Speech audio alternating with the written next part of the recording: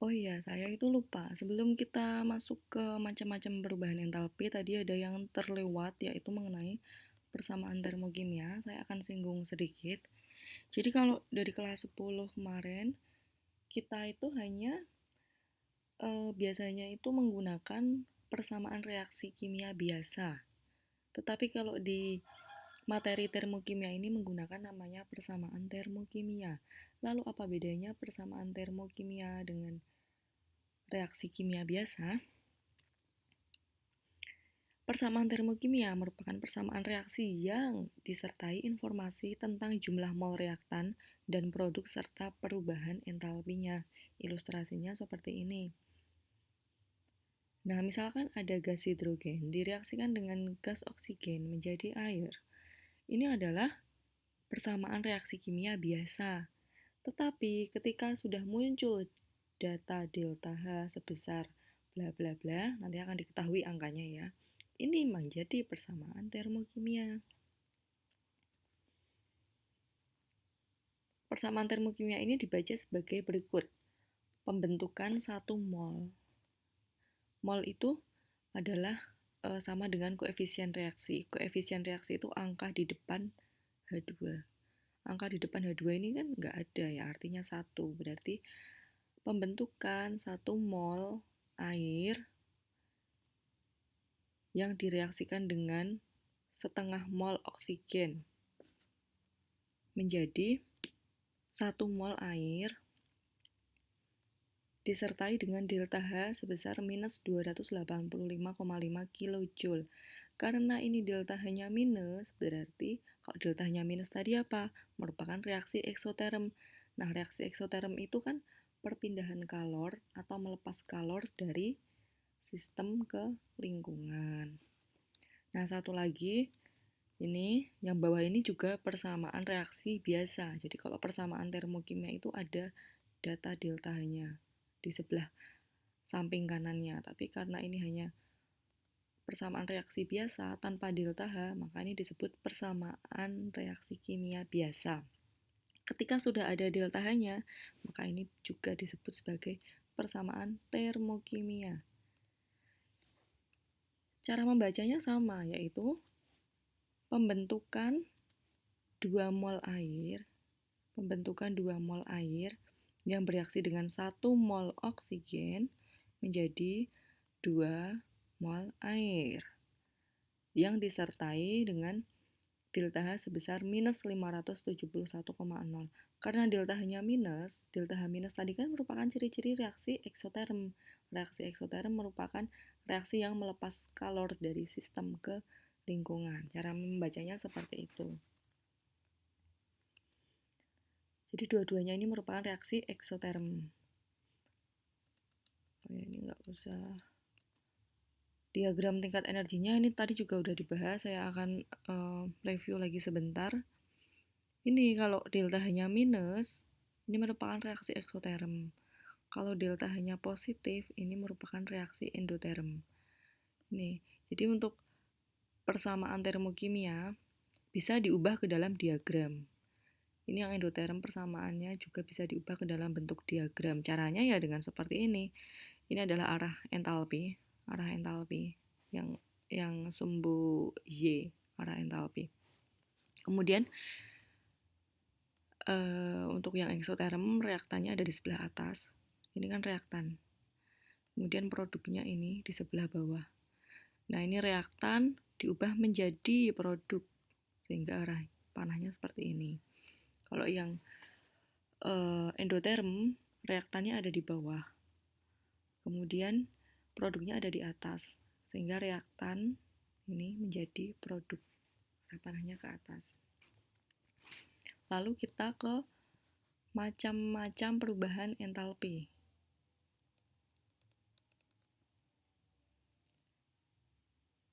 Nah, untuk perubahan entalpi itu kita di sini mulai ke perubahan entalpi standar. Apa bedanya perubahan entalpi dengan perubahan entalpi standar? Kalau perubahan entalpi simbolnya adalah delta H. Kalau perubahan entalpi standar simbolnya adalah delta H0. Jadi di pojok kanan atas ada tanda nol, simbol nol. Apa bedanya perubahan entalpi dengan perubahan entalpi standar selain dari simbolnya? Perbedaannya adalah kalau perubahan entalpi standar itu diukur pada kondisi standar. Kondisi standar itu adalah ini, suhu 25 derajat Celcius atau 298 Kelvin dan pada tekanan 1 atm serta dalam kondisi 1 mol. Jadi kalori yang diserap atau dilepaskan itu hanya untuk 1 mol. Kalau dalam reaksinya itu ternyata masih 2 mol, jadi kalau mau dijadikan 1 mol ya harus dibagi 2 nanti angkanya gitu.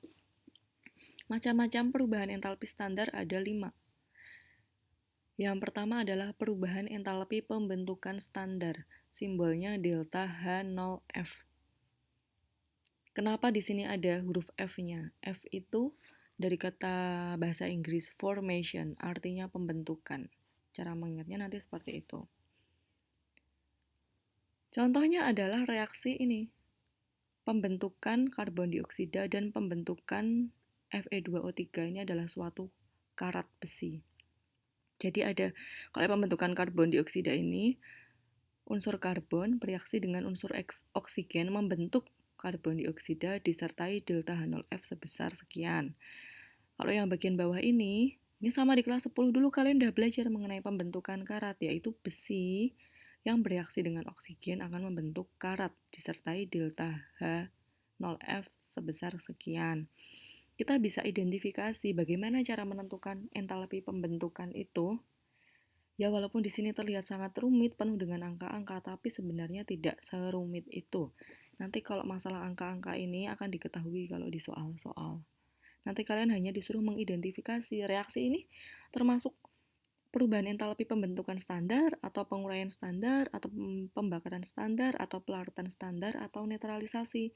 Cara mengidentifikasinya adalah seperti ini.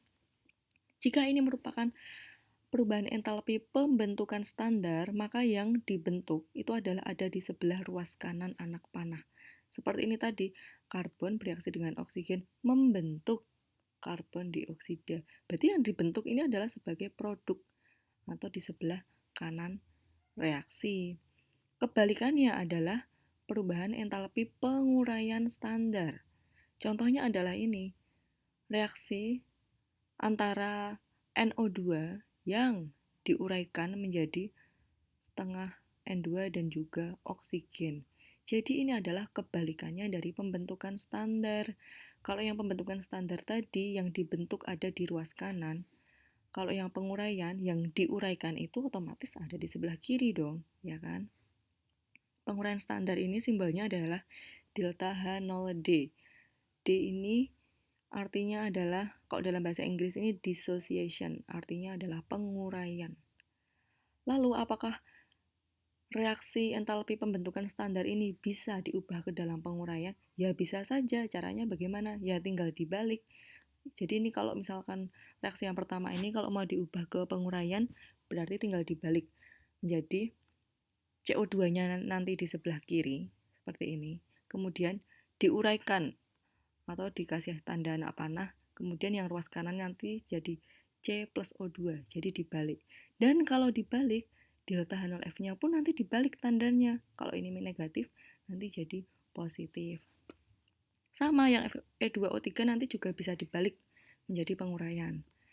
Begitu pula yang reaksi penguraian, apakah NO2 ini bisa diubah ke dalam pembentukan standar? Bisa. Caranya nanti yang sebelah kiri adalah N2 plus O2, kemudian yang NO2-nya menjadi di sebelah ruas kanan. Dan delta H0D-nya ini dari negatif nanti menjadi positif. Pokoknya antara pembentukan dan penguraian ini saling berkebalikan saja. Kalau di soal nanti diketahui ini termasuk entalpi pembentukan atau penguraian, ya tinggal dilihat yang satu senyawanya itu ada di sebelah kiri atau di sebelah kanan. Kalau satu senyawa di sebelah kanan berarti pembentukan. Kalau satu senyawa di sebelah kiri berarti penguraian. Lalu untuk yang ketiga adalah perubahan entalpi pembakaran standar. Simbolnya delta H0C. C itu dari kata bahasa Inggris combustion yang artinya pembakaran. Yang namanya pembakaran itu adalah direaksikan dengan oksigen. direaksikan dengan oksigen. Jadi kalau kalian melakukan suatu pembakaran atau membakar sampah atau membakar apa itu pasti ada di udara terbuka. Coba aja kalian di hampa udara, nggak akan nyala itu apinya.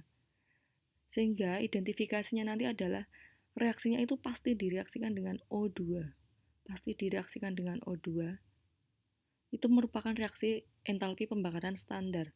Berarti yang atas ini tadi, yang C plus O2, Fe plus 3/2 O2, sebenarnya bisa juga diidentifikasi sebagai reaksi entalpi pembakaran karena bereaksi dengan O2. Tapi mungkin sedikit bedanya kalau yang pembentukan, yang namanya pembentukan itu kan hanya dibentuk satu senyawa. Ini senyawa karbon dioksida, ini senyawa karat. Tapi kalau di pembakaran itu dibentuk beberapa senyawa. Ini ada membentuk karbon dioksida. Jadi kalau kalian bakar gitu kan ada asapnya. Nah, asapnya itu salah satunya bisa karbon dioksida dan ada air atau uap air. Nah, lalu yang keempat adalah perubahan entalpi pelarutan, simbolnya delta H0S. S itu artinya solvation atau pelarutan. Ini gampang sekali mengidentifikasinya, hanya dari wujud zat atau fase zat. Ini NaOH fasenya S. S itu solid atau padat. Kemudian dilarutkan NaOH-nya menjadi aqueous atau cair. Jadi kalau yang nomor 4 ini cara mengidentifikasinya kalian tinggal lihat fase zat atau wujud zat. Kalau dari padat menjadi cair berarti ini merupakan pelarutan standar. Nanti delta-nya akan diketahui angkanya berapa. Biasanya kalian hanya disuruh mengidentifikasi ini itu termasuk reaksi entalpi yang apa gitu. Nah, yang nomor 5 ini perubahan entalpi netralisasi. Ini kalian sebenarnya belum dapat materi ini sih, tapi saya singgung sedikit aja. Untuk netralisasi itu berarti reaksi antara asam dengan basa. NaOH itu kan merupakan basa. Asam itu contohnya adalah H2SO4. Jadi kalau basa itu identifikasinya selalu ada OH-OH-nya gini pasti basa. Kalau asam itu hanya H. Ya pokoknya kalau karena kalian belum dapat materi ini, cara identifikasinya gini aja. Nanti selain keempat ini, ya berarti itu tergolong dalam reaksi entalpi netralisasi. Begitu. Jika ada yang mau ditanyakan silahkan ke Google Classroom, kita bisa diskusi lewat stream.